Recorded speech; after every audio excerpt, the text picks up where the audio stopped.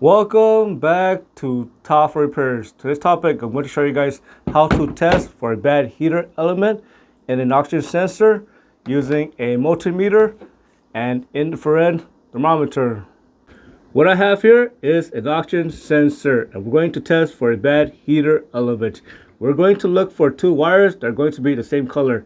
It's either going to be two white wires or two black wires, and the other two wires is going to be the signal wire and the ground wire. So for this oxygen sensor, we have two white wires. That's going to be the circuit for the heater element. Next, check the resistance on the heater oxygen sensor wire. You should have a reading between 3 to 10 ohms. As you can see, we have 3 ohms. If you don't have a reading, that's how you know there's going to be an open circuit. And if you have a reading and it is not within spec, then that's how you know you're going to have a bad oxygen sensor.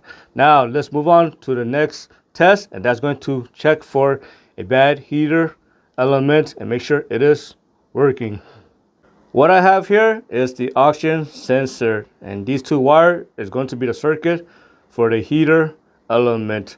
So what you want to do is you want to give power to the heater element by using a battery jumper or the car battery. Next, you want to turn on the battery jumper, and you want to watch the temperature on the oxygen sensor. So right now the temperature is about 68 degrees, and that is at room temperature. Now we're going to turn on the battery jumper, and the temperature should start climbing. So it is going to take a few minutes for that heater element to get hot. A good heater element should reach about 600 degrees Fahrenheit. As you can see, the temperature is climbing. So this is going to take a while. Like I said, a few minutes. So I'm going to come back in about 2 minutes. So it's been a few minutes and the temperature is not getting hotter than 300 degrees Fahrenheit. So I'm going to say that it is possible this heater oxygen sensor is bad, and that's probably the reason why I replaced it a long time ago. As you can see, the surface is full of carbon buildup, and that might be the issue why the heater element is not getting that hot.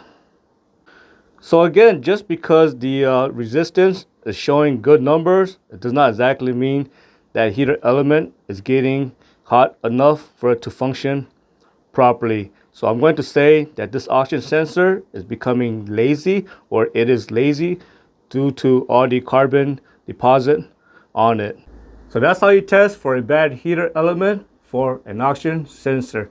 I hope you found that video useful. As always, thank you for watching, and subscribe to Top 5 Auto Repairs.